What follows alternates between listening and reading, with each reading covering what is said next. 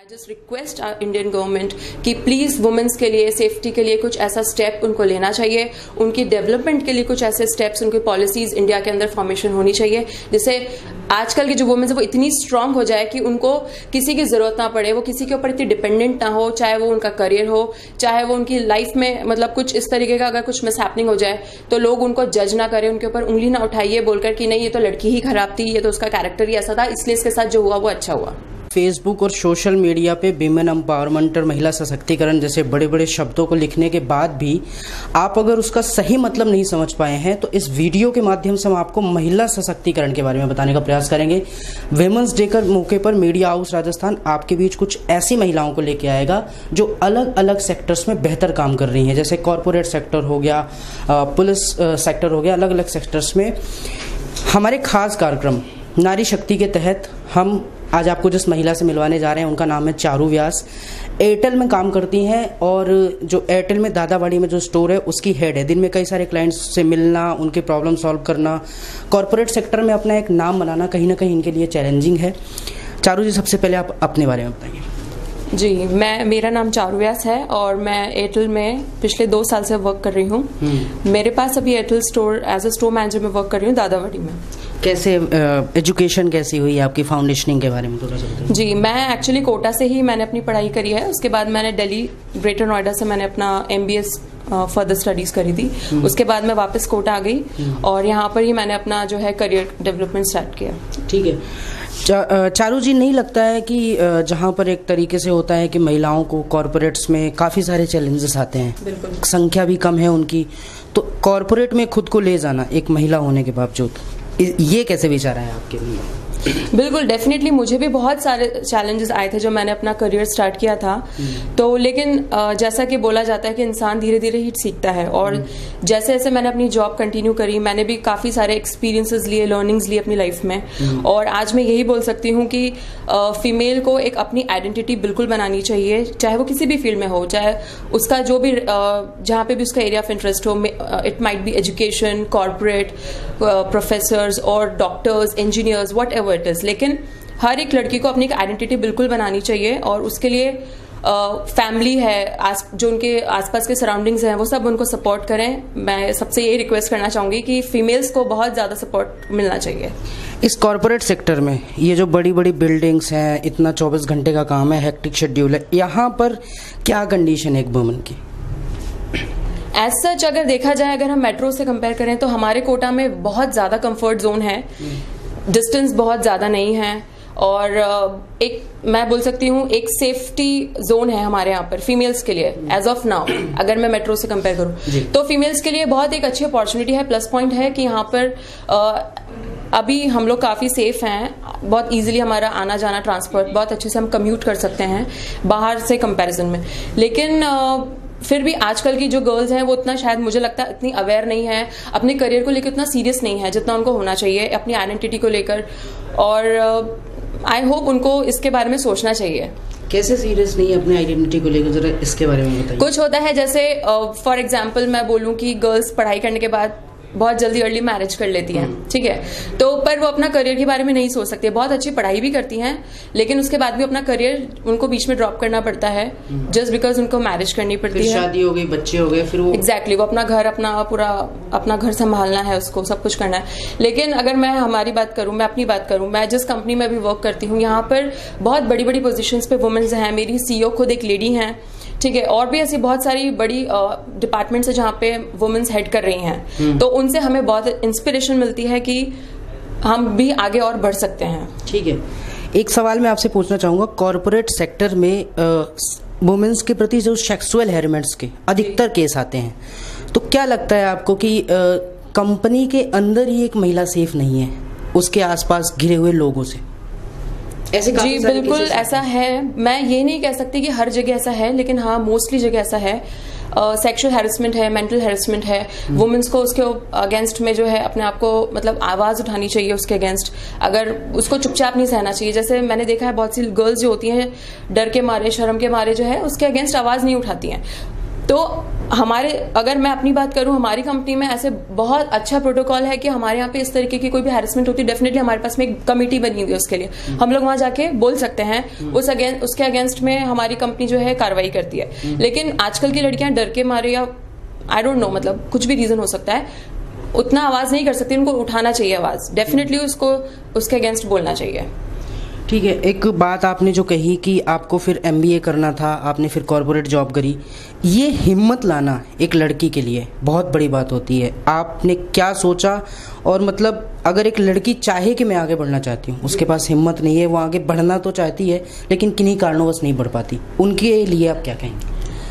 मैं बस यही बोल सकती हूँ कि आपने जैसे मेरे को पूछा कि मैंने MBA किया, उसके बाद मैंने जॉब स्टार्ट किया, तो डेफिनेटली मेरी फैमिली का बहुत बड़ा सपोर्ट है। आज भी उनकी वजह से ही मैं अपना एक बहुत अच्छी लाइफ में अपनी जी रही हूँ, एक अपना अच्छा जॉब कर रही हूँ। तो मैं उन लड़कियों के फैमिली को भी यही बोलना चाहूँगी कि प्लीज़ अपनी गर्ल्स को, अपनी डॉटर्स को सपोर्ट कीजिए, उनके जो भी एम्बिशंस हैं उनको पूरा करने में उनकी मदद कीजिए। कोटा के गर्ल्स की क्या है पोजीशंस, यहाँ की गर्ल्स कितना आगे बढ़ना चाहती हैं, कितना आगे बढ़ना चाहती हैं? डेफिनेटली बढ़ना चाहती हैं, लेकिन उनको वो प्लेटफॉर्म नहीं मिलता है, मुझे ऐसा लगता है। कुछ हो सकता है उनको फैमिलीज उनको सपोर्ट नहीं करती होंगी, या फिर उनको उतना अच्छा प्लेटफॉर्म नहीं मिलता है, क्योंकि बहुत से बाहर जाना चाहेंगे, बाहर जाना चाहते हैं सिटी छोड़ के, क्योंकि हमारे कोटा में ऐसा जितना भी स्कोप ऑफ अपॉर्चुनिटी नहीं है। चाहे आप कॉर्पोरेट ले लीजिए या फिर कोई भी अदर सेक्टर्स ले लीजिए, उतना हमारे यहाँ पर अभी ग्रोथ नहीं है सिटी का, सिटी अभी उतना डेवलप नहीं है। तो डेफिनेटली गर्ल्स सोचती है कि हम मेट्रोज जाएंगे, बॉम्बे, दिल्ली, पुणे जाके हम अच्छी जॉब करेंगे, पर क्योंकि फैमिली की बाउंडेशंस, कॉन्स्टेंट्स इतनी हो जाती है कि उनको नहीं जाने दिया जाता है। तो मैं यही कहूंगी कि उनको अपने लिए स्टैंड लेना चाहिए और अपने करियर के बारे में भी सोचना चाहिए, अपनी आइडेंटिटी बनाने के लिए भी सोचना चाहिए, बिकॉज वुमेन एम्पावरमेंट जो है वो ऑब्वियसली वो ऐसे ही नहीं है, उसके बारे में उसको लेना चाहिए, मतलब सीरियस लेना चाहिए उसको। वुमेन एम्पावरमेंट आपके लिए क्या है, इस वर्ड की क्या वैल्यू है आपके लिए? जी, मेरे लिए तो इसकी वैल्यू बहुत है डेफिनेटली, क्योंकि मैं खुद एक वुमेन हूँ। वुमेन को हमेशा अपने लिए एक स्टैंड लेना चाहिए, जो भी उसको करना है, जो भी उसका मन करता है करने के लिए, जिस भी मतलब आप कह सकते हैं किसी भी सेक्टर में उसको अपना करियर डेवलप करना है, वहाँ पे कुछ भी हो सकता है। मैं ये नहीं कहती कि सिर्फ कॉर्पोरेट है, आजकल आप देख सकते हैं कि लड़कियां जो है वो पायलट हैं, प्लेन्स उड़ा रही हैं, डिफेंस मिनिस्टर बिल्कुल हैं, और लेडी प्राइम मिनिस्टर भी रही हुई है हमारे यहाँ पे इंडिया में। तो मुझे नहीं लगता ऐसा कोई भी सेक्टर है जहाँ पे वुमेन्स पीछे हैं आजकल।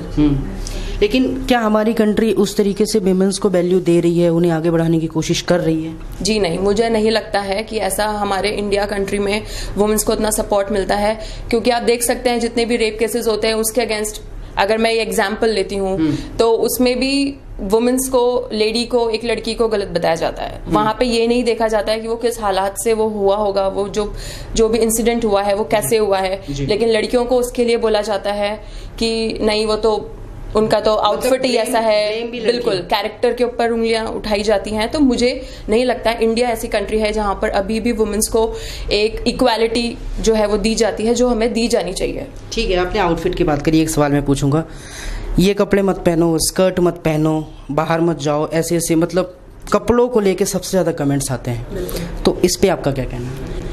देखिए, मुझे ऐसा नहीं, आजकल आउटफिट्स से एक लड़की के कैरेक्टर को जो लोग जज करने की कोशिश करते हैं, मुझे नहीं लगता वो बिल्कुल सही है, क्योंकि कपड़ों से कैरेक्टर का कोई लेना देना नहीं है। इट्स ऑल कि हम कहते हैं लिबरलाइजेशन, हम कहते हैं वेस्टर्न कल्चर, हम कहते हैं डिजिटल इंडिया एंड ऑल, तो फिर क्यों वुमेन्स को फिर क्यों ऐसे पीछा, मतलब उसको क्यों ऐसे बैकवर्ड फुट पे डाल दिया जाता है कपड़ों को लेके, एजुकेशन को लेके, करियर को लेके, जिस भी चीज को लेके? मुझे नहीं लगता। फिर अगर हम इक्वालिटी की बात करते हैं तो फिर हमें मेल्स फीमेल्स दोनों को इक्वल ग्राउंड्स पे उसको इक्वालिटी देनी चाहिए, नो मैटर व्हाट की कपड़े क्या है, नो मैटर व्हाट की एजुकेशन क्या है। आई थिंक वो पूरा इक्वालिटी फिर प्रोवाइड होना चाहिए। हम बोलते हैं जब भी कुछ हमारे इंडिया में होता है रिगार्डिंग रेप, तो बोला जाता है कि नहीं लड़की ही ऐसी वैसी होगी, लड़कियां आजकल की लेट नाइट पार्टीज करती हैं, कपड़े वेस्टर्न आउटफिट्स पहनती, छोटे छोटे कपड़े पहन के अपने आप को एक्सपोज करना चाहती हैं। तो मुझे नहीं लगता कि ऐसा इसको इस चीज से हमें रिलेट करना चाहिए, बल्कि ये देखना चाहिए कि एक फीमेल हमारे इंडिया में कितनी सेफ है, क्योंकि ये हमारी गवर्नमेंट को देखना पड़ेगा कि हमारे इंडिया के अंदर, कंट्री के अंदर वुमेन्स और फीमेल्स कितनी सेफ हैं। मुझे नहीं लगता आज भी उतनी सेफ हैं जितनी होनी चाहिए। हम बहुत बड़े बड़े दावे करते हैं कि अब इस रेप के बाद हम नेक्स्ट इंडिया में इस चीज का हम जो रेशियो कम कर देंगे, बट वो तो और बढ़ता जा रहा है। ठीक है, दूसरा इशू मैं बोलना चाहूंगी कि आज मैं देखती हूँ कि छोटी छोटी लड़कियों के साथ में इतना मतलब गंदा काम हो रहा है, लेकिन उसके अगेंस्ट कोई आवाज उठाने वाला नहीं है, जो कि मुझे लगता है उठाना चाहिए। हम कुछ दिनों का कैंडल मार्च करते हैं बस लोगों की। बिल्कुल, अभी हाँ डेफिनेटली, जैसे निर्भया में जो हुआ था उसमें कुछ दिन का कैंडल मार्च कर दिया, लेकिन क्या हुआ उसके बाद? क्या रेप होने बंद हो गए इंडिया के अंदर? बल्कि और ज्यादा बढ़ गए हैं।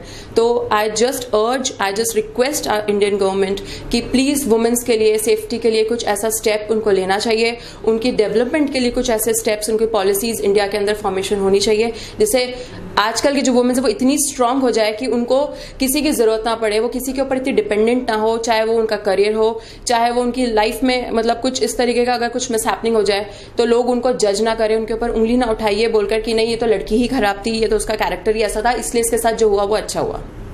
आपकी तरफ से आपकी एज की लड़कियों को, विमेंस को क्या मैसेज देना चाहेंगे इस विमेंस डे पे? मैं तो यही मैसेज दे सकती हूँ कि आपका जो मन करे करियर को लेके, आपकी लाइफ को लेके एक अच्छा स्टेप लीजिए, एजुकेशन को लेके, ठीक है, मतलब अपनी लाइफ को बैलेंस रखिए, पर्सनल हो या प्रोफेशनल हो, अपनी फैमिली को लेके, and just live your self and be your self and that's it. ठीक है, तो ये है चारू व्यास ने कई सारे मुद्दों पर अपनी बात कही। सबसे पहले तो आउटफिट को लेके, जिसको लेके लड़कियों के बारे में कहा जाता है कि आप ये मत पहनिए, अगर आपने इतने छोटे कपड़े पहने हैं तो आपका कैरेक्टर इतना छोटा है, ये सब बकवास की बातें हैं। महिला सशक्तिकरण क्या होता है इसका अर्थ आपको और हमें समझना चाहिए, साथ में अपने आसपास की जो महिलाएं हैं, जो लड़कियां हैं, उन्हें आगे बढ़ने से रोकना नहीं चाहिए। कोशिश करिए कि आपके घर में आपकी बेटी, आपकी बहन को ही आप आगे बढ़ाएं। सबसे बड़ा महिला सशक्तिकरण का उदाहरण यही होगा। इसके अलावा चारू का कहना है कि कॉर्पोरेट सेक्टर में ऐसी प्रॉब्लम्स हैं कि अभी भी महिलाएं वहां पर इतना ज्यादा एडजस्ट नहीं कर पा रही हैं, लेकिन कोशिश चल रही है, क्योंकि इंडिया की कई सारी बड़ी बड़ी पोस्ट में महिलाएं हैं। प्राइम मिनिस्टर महिला है, जैसे इन्होंने बताया कि एयरटेल है जो उसकी राजस्थान की जो सीईओ है वो खुद एक महिला है। तो इस महिला दिवस पर मीडिया हाउस राजस्थान आपसे यही निवेदन करता है कि कोशिश कीजिए कि महिला सशक्तिकरण का सही मतलब समझें। धन्यवाद।